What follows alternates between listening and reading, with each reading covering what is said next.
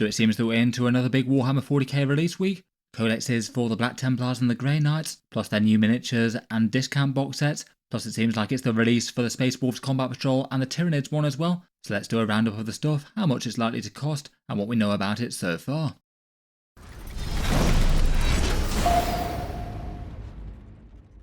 Hello and welcome back to Warspec Tactics, where today we're talking about the big 40k release wave that's just been announced, rounding up all the stuff that's going to be coming out this week.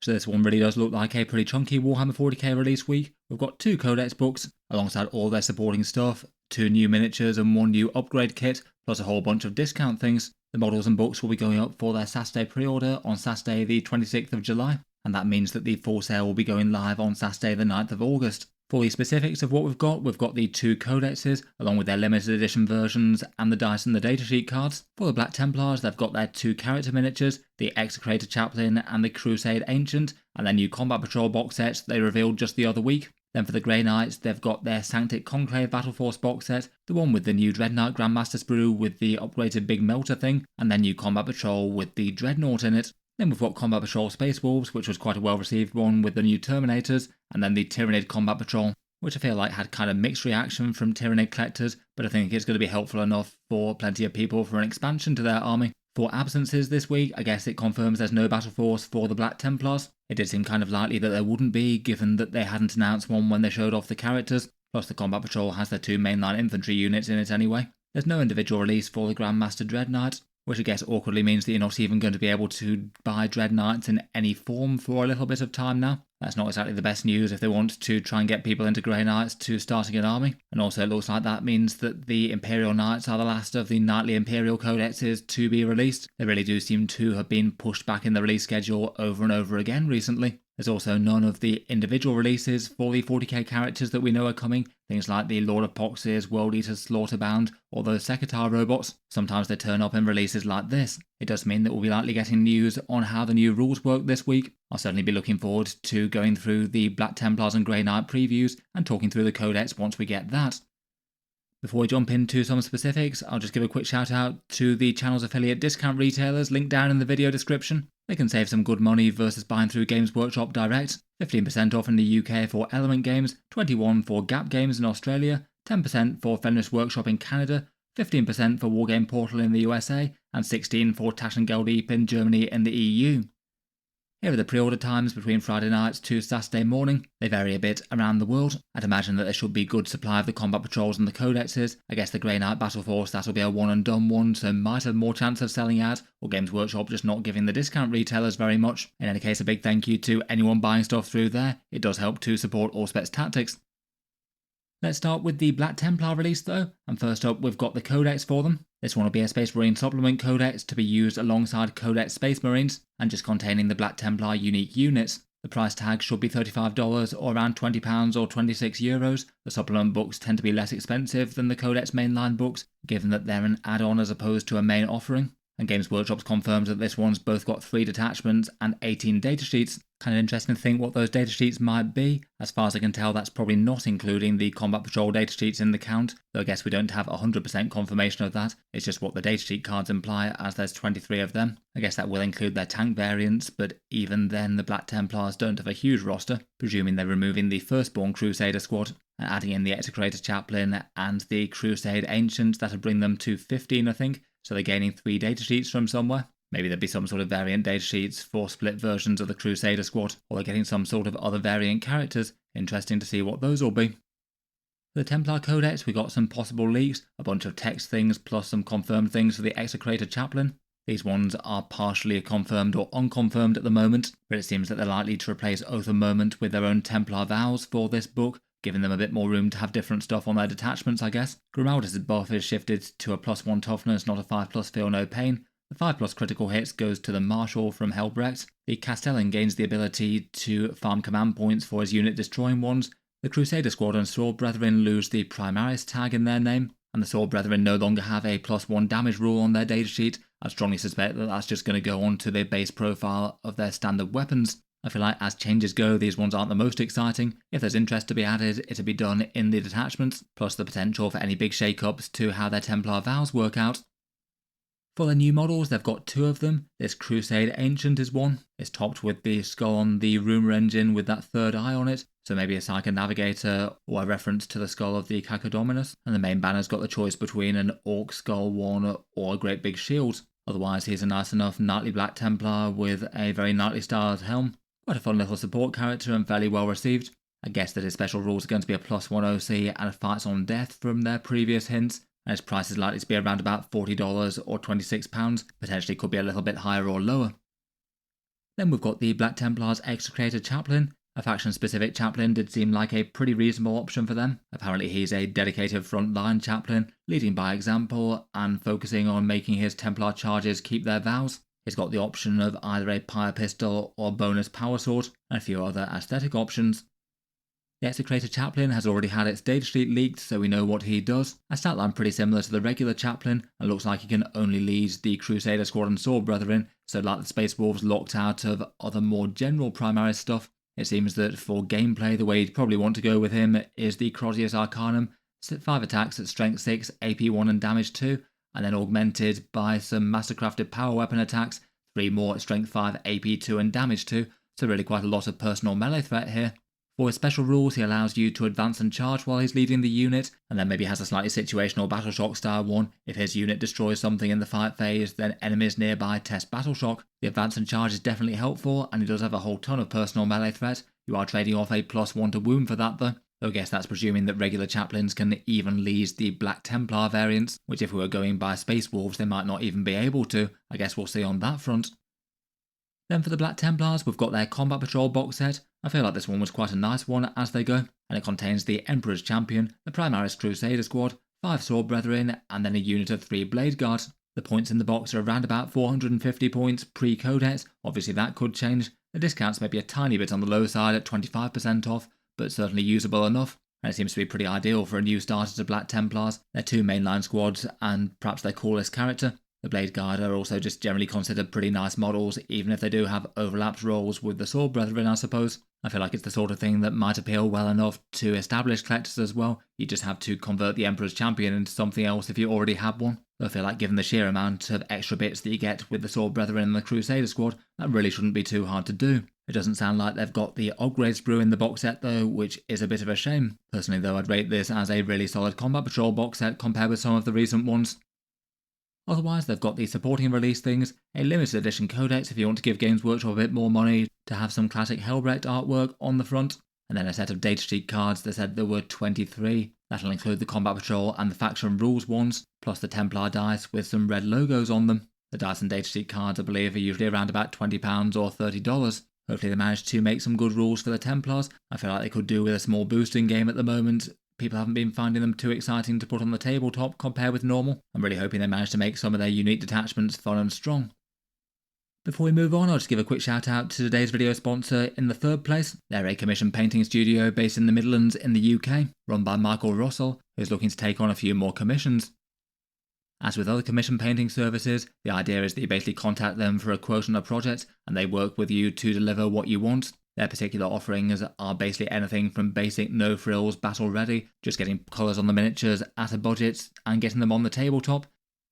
Some medium sort of battle ready plus offerings, say for example these Ultramarine Assault Intercessors around £14 per model, or Blade Guard or this Chaos Spawn model, a little bit more time and care taken into them, plus some things like weathering powders used. And then all the way up to some centerpiece style things, say for example Lionel Johnson or Rabute Gilliman here. Plus I really quite liked his takes on Scarbrand and this Chaos Knight Tyrant, all done with some rather fun Nurgle conversions. Here's just a rough idea of some of his rates. Obviously they'll vary depending on exactly what you want done, and if you mention the discount code AUSPEC02, then there's a reduction at 10% off.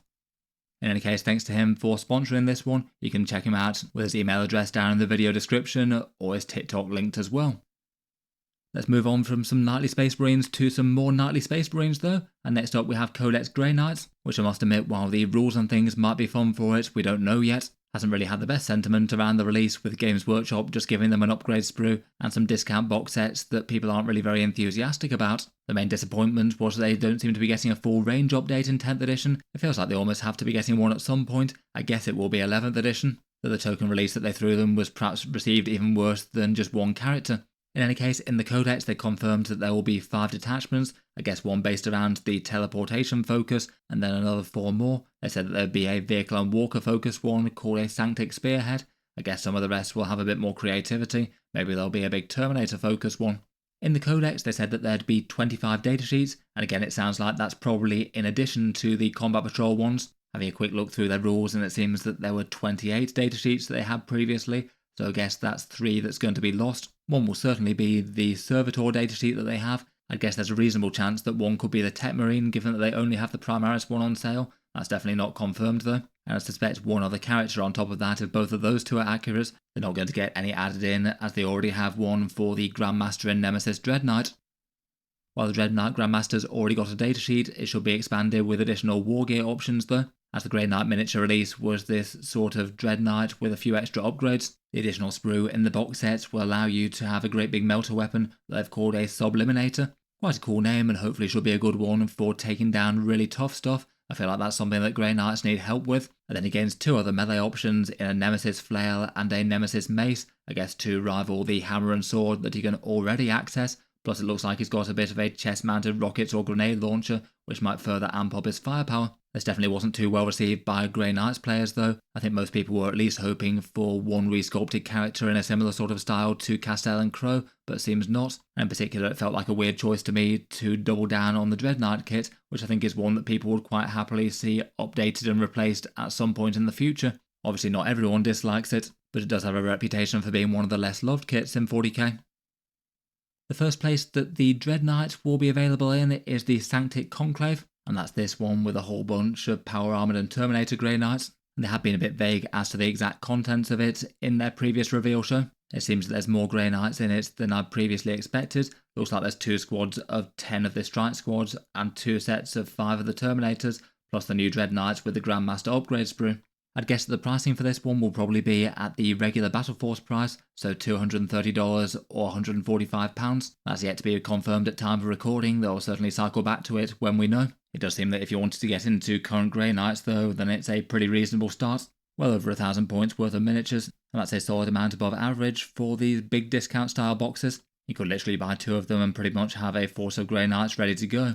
I guess for current lists, it'd be heavier on the power armour than you probably want. They certainly can run builds that go pretty heavy on them. Probably the biggest question for this one is whether or not people are more tempted to hold off for a future Grey Knight release wave, though admittedly even if that does come out in 11th edition, then it could be years away still at this point. The kits themselves I'd say are still nice enough, but slightly showing their age, and particularly when placed side by side by Primaris with the scale increase. In any case, interesting to know that that one was better than I thought it was. Next up, we've got the Combat Patrol Grey Knight, which was pretty notably badly received. This one's got Castell and Crow in it, 10 Strike Marines that you can build as the other variants, 5 Terminators that you can build as the Paladins, and then the Venerable Dreadnought. The Combat Patrols, as ever, tend to be around £100, €130 or $170. The single biggest sticking point for this one, I think, is the Venerable Dreadnought, which just clearly feels like a miniature that is on borrowed time. I would be very surprised if that's still around at the end of 11th edition and hasn't been updated or replaced. So it certainly feels cheeky to include a miniature that really quite obviously looks like it's going to be updated. Though I suppose you could say the same for the Strike Marines and the Terminators if you're going by the probable 11th edition replacement. Castell and Crow is a really cool miniature, but does also mean that you might be less tempted to pick up multiple copies of it. Particularly taking the Dreadknight out and putting the Dreadnought in, though, was not a great feeling. It seems likely they'll sell far fewer of these as a result.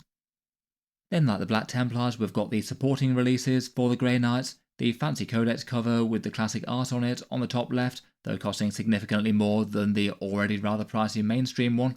And then they've got the dice and datasheet cards, sort of pearly dice with the faction logo on, plus the reference cards for profiles for the new Codex. Overall, certainly not the most popular of 40k releases. Maybe good to see that the Sanctic Conclave box set is better than I thought it was though, and if you do think you'll get enough value of the firstborn releases, or still very happy to play those after models get updated, it really doesn't seem like the worst. Finally, we've got the 2 other Combat Patrol boxes. There's a new Combat Patrol for Tyranids that specifically names the Tyranid Assault Brood, I guess to differentiate it from the Leviathan launch Combat Patrol, and this one contains the Parasite and Mortrex in it, 10 of the new Gene Stealers for 10th edition, 3 Tyrant Guard or Hive Guard, which are an older kit, and 1 Biovore that you could build as a Pyrovore. Overall, it's an interesting collection of units, not really particularly mainstream for the Tyranids. I guess both the Genestealers and the Biovore are pretty solid and competitive games, but to me this feels like it's more aimed to be an expansion of an existing Tyranid force. Maybe you've got lots of the cheap stuff from the Leviathan miniatures. This one seems like an add-on that a bunch of players might not have the miniatures for yet. For points in the box, it's maybe a tiny bit on the lower side as combat patrols go, around about 360 points depending on the specific builds. And for discount of the box set, it looks like it's pretty similar to run-of-the-mill combat patrols, around about 27% compared with buying them separately. Overall reactions to this one seemed pretty mixed, somewhat unimpressed to see the Tyrant and Hive Guard included. In current games, the Tyrant Guard, Hive Guard and Parasite and Mortrex haven't really been considered particularly strong Tyranids units, even if I'd argue that they're all still usable. It does feel maybe a touch light on the plastic contents compared with some combat patrols out there. Even if it does have 5 medium-sized models, I feel like gameplay-wise you probably want a Brood Lords to go with those Genestealers as well, which could be an additional expense. Overall I still guess it'll be kind of popular though, particularly with Tyranids being quite so popular at the moment, and these ones maybe being a good expansion that quite a lot of players could find relevant. Finally we've got Combat Patrol Space Wolves. This one's $170, £100 or €130 once more, and this one goes fairly heavy on the new kits. The Wolfguard Battle Leader, with his flexible options to have Thunderhammers and Plasma Pistols and things.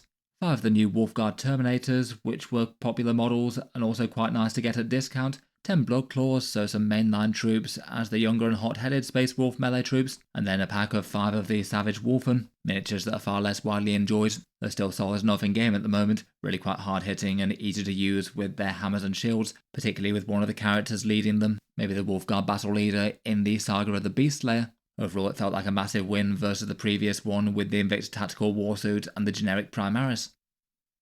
For points in the box, it looks like it was a pretty good one, around about 470 points in game, so a solid chunk of the army. The Terminators really helped with that, perhaps slightly on the upper end of the combat patrol spectrum in terms of filling out points in a force.